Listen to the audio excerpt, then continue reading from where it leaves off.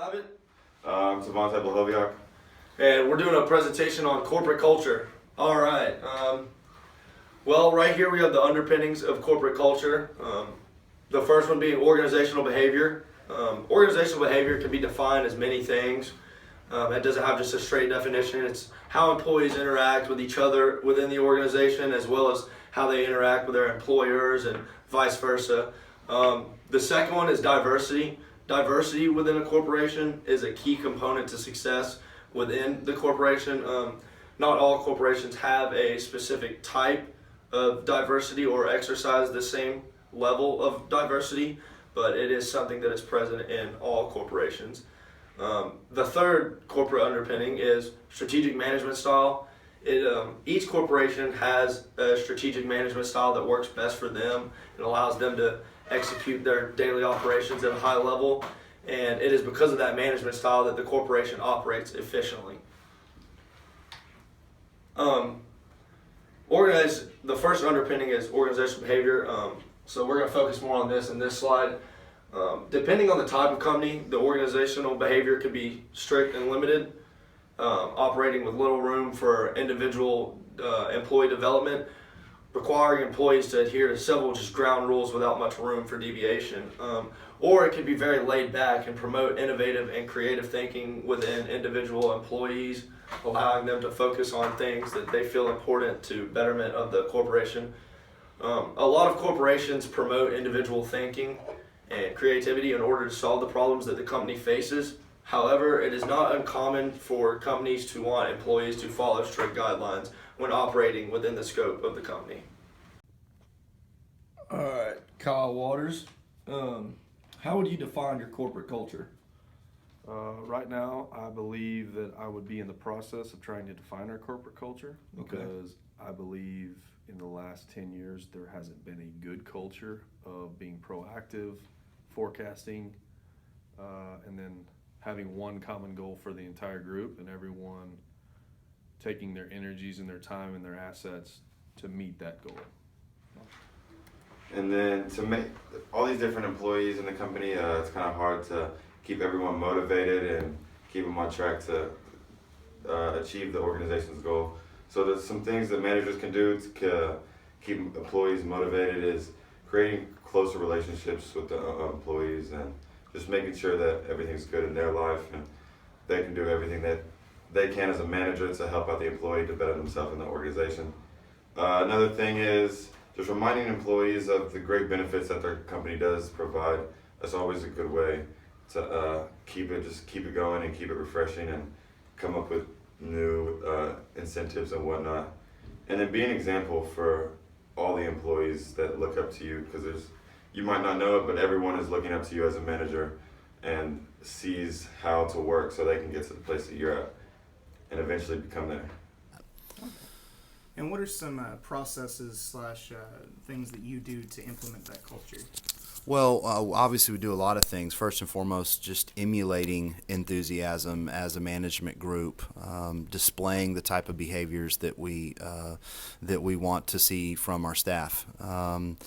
And to be enthusiastic, to be honest, to be genuine, to also hold people accountable, and try our best to be consistent in terms of how we enforce our policies, and also reward and acknowledge performance that is at and above standard.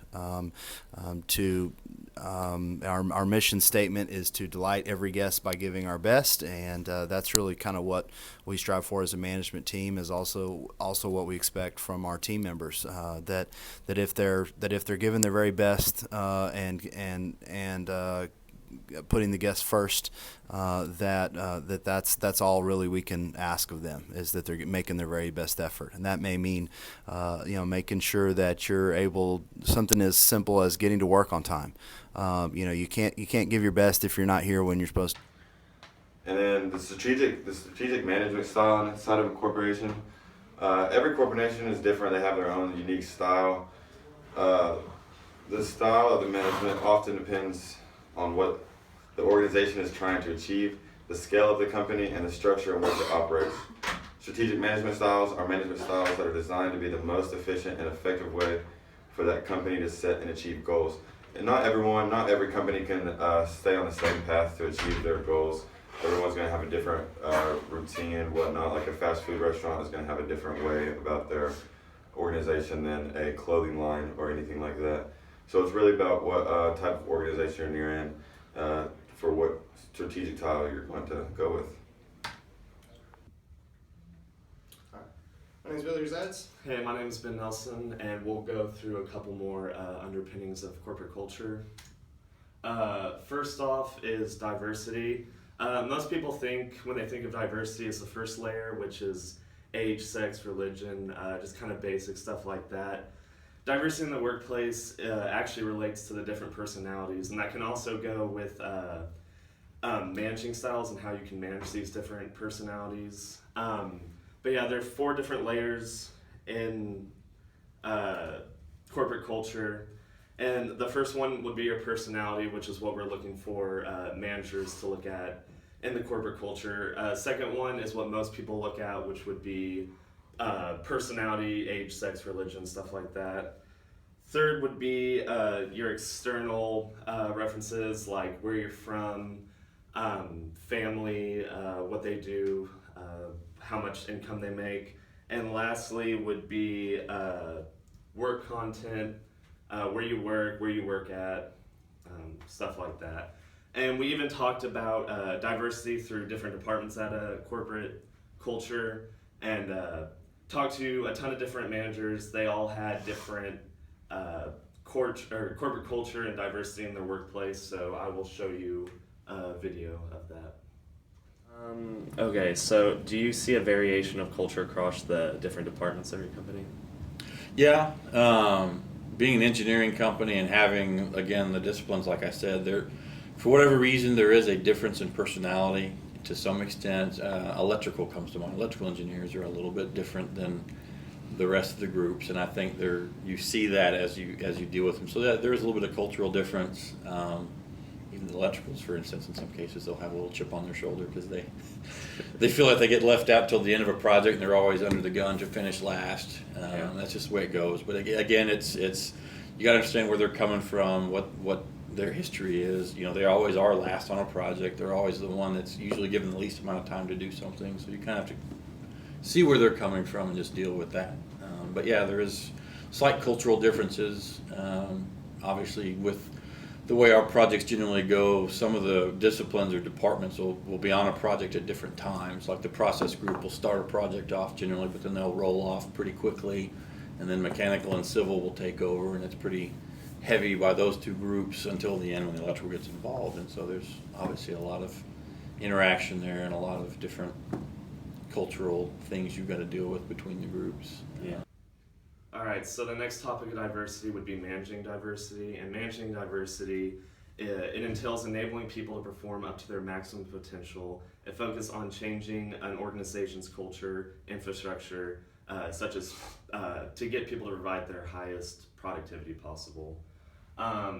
So what this can mean is if you just have a ton of diversity and different personalities in your workplace, you need to find different management styles to keep these people productive. So as you can see here, this can require a company to completely change its culture at the office just to see if it can get its employees more productive and increase money in the organization. And yeah, there are multiple barriers and challenges to this. Like I just said, it can completely require you to change everything you do in your day-to-day. It requires you to look up a ton of different managing styles, as we looked up in class, just to see what the best fit is for your company. And is it ever a challenge for you to relay the culture to new employees, especially since there's foreign students that come in and whatnot? It can be a little bit of a challenge, especially if you have some of those, like some international students that come in. But for the most part, for our officials, the people that are coming out to officiate for us really enjoy, they already enjoy playing. Most of our officials also play intramural sports, so it's kind of we get a lot of people from participants, so we don't necessarily have to relay as much of the culture to a lot of the people because they're already around it on a regular basis, and they see what we're doing and they want to be a part of that, which is why they come and work for us and officiate. So going off this idea of diversity, diversity is what brings in fresh ideas, fresh people, fresh talent into the workplace. So with all this new people and new ideas, as a manager, you have to be very specific about what you want to bring out. You have to be very clear and concise about what our goals are in this organization and in this department, depending on what you are a manager of, which leads into your strategic management style. You're going to have to be very creative with what you do. Certain things that work for other employees won't work for other employees, and some things that work for certain departments won't work for other departments. Same thing can be said for a corporation in general. A chemical plant that's working on industry things is not going to need the exact same type of management style that maybe a concierge service or a hotel or something like that. So you have to get a lot more creative with all of that, and you have to take steps to bring out the best in your employees. All of these things develops your organizational behavior. It develops the things that people do on a daily basis, the things that are expected of them, the things that aren't expected of them, and that in turn turns into your culture. It becomes normalized, it becomes second nature, it becomes what the company is about, and then it becomes less of a strategic management point, more of a culture point.